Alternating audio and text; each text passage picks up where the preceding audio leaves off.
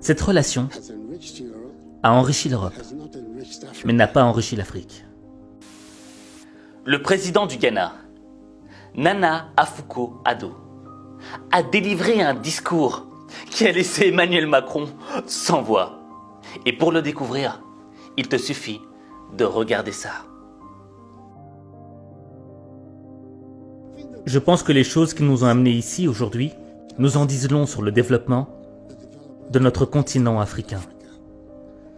Je commence par dire que la place de la diaspora, le statut des personnes vivant dans la diaspora, de la diaspora africaine, est intimement lié à ce qui se passe sur le continent. Une Afrique forte et performante transforme votre position et votre statut ici, en Europe. Mais une Afrique qui continue à vivre le récit de la pauvreté, des enfants affamés, des gens qui traversent le Sahara, vont dans des bateaux branlants et meurent à Lampedusa pour se rendre en Europe, cette Afrique n'est pas un récit qui va vous aider ici. Je pense donc qu'entre vous et nous, notre tâche principale est la transformation du continent. Et pourquoi est-ce que je dis cela? Juste un exemple simple. La diaspora chinoise est censée compter quelques 60 millions de personnes. Et dans le tableau des États, il constitue le 25e pays du monde. On dit que des 52 milliards d'investissements étrangers qui ont été investis en Chine dans les années 80 et 90, eh bien, ces 52 milliards ont permis de transformer la Chine en ce qu'elle est aujourd'hui. Le centre de fabrication du monde. 26% de cela venait de la communauté chinoise d'outre-mer. Et ce développement de la Chine qui a eu lieu a changé le statut de la position des Chinois dans le monde entier. Je veux donc que vous preniez ces statistiques très au sérieux, car c'est le lien transformateur que nous voulons établir avec la diaspora africaine. Comment l'impliquer dans le développement du continent? Une fois que nous aurons changé le récit sur l'Afrique et que nous pourrons le faire que par nous-mêmes, nous devrons nous éloigner de l'idée qu'il y a quelque part un Père Noël qui viendra pour développer notre continent à notre place. Il n'y a pas de Père Noël. Il n'y a que nous qui pouvons le faire, développer notre continent.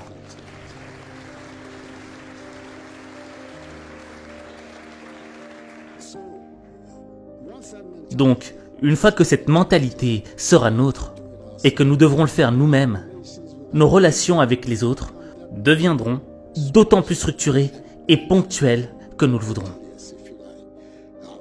Nos relations avec la France, avec l'Europe, nos relations avec l'Europe sont naturelles. Vous regardez la géographie du monde. L'Afrique et l'Europe sont des partenaires naturels. Il y a cette petite bande d'eau de la Méditerranée qui nous sépare, c'est tout. Donc, quand vous regardez cela et que vous regardez aussi l'histoire qui s'est déroulée entre l'Afrique et l'Europe, c'est une relation naturelle et une alliance naturelle, mais une relation qui doit être différente de la relation que nous avons eue précédemment. Pourquoi est-ce que je dis ça? Cette relation a enrichi l'Europe, mais n'a pas enrichi l'Afrique. Nous devons donc changer cette dynamique.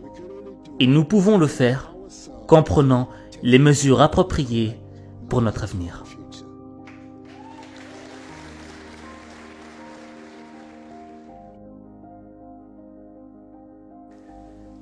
Discours sincère du président Nana Akufo-Addo. Et je veux dire que c'est vrai que quand tu es chef d'État, tu dois toujours avoir un petit peu la langue de bois. Mais là, il n'en avait rien à faire. T'as même vu Macron qui était là, qui disait « Ah ouais, toi t'as pas peur toi. Toi tu dis ce que tu penses. » Mais disons que dans ce discours, il y a deux éléments essentiels à retenir. Le premier élément à retenir, ce sont les étiquettes. Je veux dire quoi par étiquette? Il y a un moment où le président te dit « Oui, vous savez, ces histoires d'Africains émigrés qui vont à Lampedusa, les pauvres, etc. Faut arrêter. » C'est clair. Parce que c'est une étiquette. C'est une étiquette qu'on pose sur toi. Mais cette étiquette ne dit pas qui tu es vraiment. Je vais te donner un simple exemple.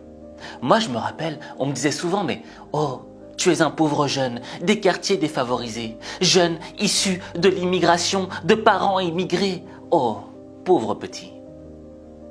Mais on m'infantilisait. Quand on me dit jeune, déjà, premièrement, c'est pour t'infantiliser. Mais je suis pas un jeune, je suis un homme. Et ensuite, quand on te met dans une case de pauvre garçon, bon, ta situation est difficile, mais on est avec toi, on te caresse dans le sens du poil, tu finis par l'accepter.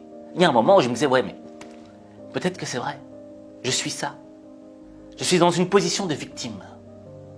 Alors caressez-moi dans le sens du poil, je l'accepte, parce que je suis une victime, je ne peux rien changer. Mais c'est pas ça la vie. Les plus grands personnages de ce monde, ce sont des gens qui ont retiré toutes les étiquettes qu'ils avaient sur eux et qui ont décidé d'être la personne qu'ils devaient être. Parlons de Napoléon. Napoléon. Est-ce qu'on a retenu le fait que c'était un jeune Corse qui était issu d'une famille qui n'était pas si riche que ça et qui avait du mal à parler le français, à maîtriser la langue française? Non. Qu'est-ce qu'on a retenu de Napoléon? Empereur de France. Mohamed Ali.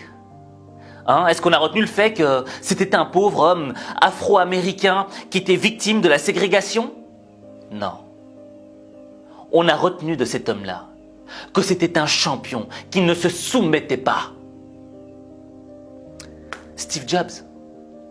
Je ne sais pas si vous le savez, mais Steve Jobs, c'est un Syrien, c'est un Arabe. Le père de Steve Jobs était un immigré syrien qui est arrivé aux États-Unis. Et Steve Jobs a été amené vers une famille d'accueil américaine. Est-ce que c'est ça qu'on a retenu de Steve Jobs? Non. Parce que Steve Jobs le savait que son père, son vrai père biologique était syrien. Mais il ne l'a jamais dit. De son vivant, il ne l'a jamais dit. Pourquoi? Parce qu'il ne voulait pas qu'on pose d'étiquette sur lui. Il voulait être la personne qu'il devait être. L'un des plus grands entrepreneurs de tous les temps. Et tu vois, dans ce monde, on va tout le temps chercher à te poser une étiquette sur toi. Parce que les gens ne savent pas te définir, parce que les gens ne savent pas qui tu es vraiment. Et c'est tellement plus simple de poser une étiquette que d'aller chercher en profondeur qui est la personne. Mais ça, on ne peut pas en vouloir au monde. D'accord? C'est pas le job du monde de découvrir qui on est vraiment. C'est notre job. C'est ton job de découvrir la vraie personne que tu es, les vrais talents, les vraies beautés cachées, les trésors qui sont enfouis au plus profond de toi-même. Donc ça, pour moi, c'est le premier des éléments. Découvrir qui tu es vraiment et te débarrasser de toutes ces étiquettes qu'on pose sur toi et qui ne te représentent pas vraiment. Le deuxième élément à retenir du discours du président Nana Akufo-Addo, c'est le fait qu'il n'y aura pas de Père Noël qui va descendre et qui va te donner les trucs comme ça et qui va t'aider facilement, tu vois. Moi, j'ai souvent eu cette tendance à croire qu'un jour, mais on a tous eu cette tendance à croire un jour, que tu rencontrerais peut-être un milliardaire et qui te dirait « Toi, tu m'as l'air d'avoir du talent. Allez, tiens, 1 million d'euros. Vas-y, monte ton entreprise, fais ton projet, je crois en toi. » Ça n'existe pas. Tu sais, dans cette vie, le problème c'est quoi? C'est que parfois on en a marre parce que on fait face au rejet. Je me souviens, lors de mes études d'ingénieur, j'étais constamment face au rejet. Lorsque je devais trouver un stage, les gens ne voulaient pas de moi, ils me rejetaient. Pourtant, le stage, c'est quoi? Je travaille gratuitement pour toi. J'allais, je disais, monsieur, je vais travailler gratuitement pour vous, acceptez-moi. Non, je crois pas, non. Je crois pas que je te veux. Tu vois? Alors, je peux te dire que pour chercher un job, ensuite, c'était encore pire. Tu vois? Alors, tu prends ce qui vient parce que tu dois manger. Tu dois payer un loyer. Tu te soumets. C'est ça le problème du rejet. Le rejet fait qu'à un moment, on a envie de se soumettre.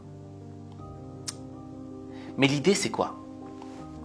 Prends par exemple un gars comme Jack Ma. Jack Ma, fondateur d'Alibaba. Lui, il a été rejeté encore plus de fois que moi. Tu vois? Il a été rejeté du KFC. Le mec, le KFC ne voulait pas de lui. Et pourtant, il est devenu l'un des hommes les plus riches du monde, milliardaire, en fondant Alibaba. Qu'est-ce qui s'est passé? Quel a été le switch dans le fond? Bien, c'est simple. Jack Ma a décidé de prendre son destin en main. Parce que peut-être que son destin, c'était pas de travailler au KFC. Et imagine-toi s'il avait travaillé au KFC. Est-ce qu'il serait devenu ce qu'il est devenu aujourd'hui? Non, absolument pas. Et toute l'idée de la vie, elle est là. Je pense que nous devons être des hommes et des femmes libres qui décident de prendre leur destin en main. Et quand tu décides d'être ça, de te dépouiller de toutes les étiquettes et de te dire non, non, non, non, non, non, je ne suis pas ce que vous désignez. Je suis un homme, une femme libre qui a décidé de prendre son destin en main et qui ira prendre ce qu'il mérite. Là, ta vie change. Parce que tu n'attends pas qu'on te donne les choses, tu vas les prendre. Et ça, c'est un tout autre concept de la vie. Parce que lorsque tu décides de prendre, tu empruntes le chemin de ton destin. Jack Ma a décidé de prendre le chemin de son destin. Donc, ce que je voudrais te dire par là, c'est que, dans le fond, et je le répète constamment, il n'y a que toi qui peux transformer ta vie. Il n'y a que toi. Je suis extrêmement curieux de savoir quelle étiquette on a posée sur toi dans ta vie. Dis-le en commentaire. Dis quelle étiquette on a posée dans ta vie. Et comment tu as fait pour te débarrasser de cette étiquette? Quel impact cette étiquette a eu dans ta vie? Et en écrivant ce commentaire, tu vois, tu participes à l'histoire du monde. Pourquoi? Parce que je suis sûr et certain que dans 100 ans, 200 ans, 300 ans, des gens reliront les premiers commentaires. Et ils s'inspireront de toi. C'est garanti. Et ces gens-là, on aura peut-être posé des étiquettes sur eux, les mêmes que les tiennes. Mais en te lisant, ils se diront, au fait c'est intemporel, mais il y a moyen de s'en sortir. Tu seras la clé pour le futur. Donc, écris-le en commentaire pour aider les gens du futur.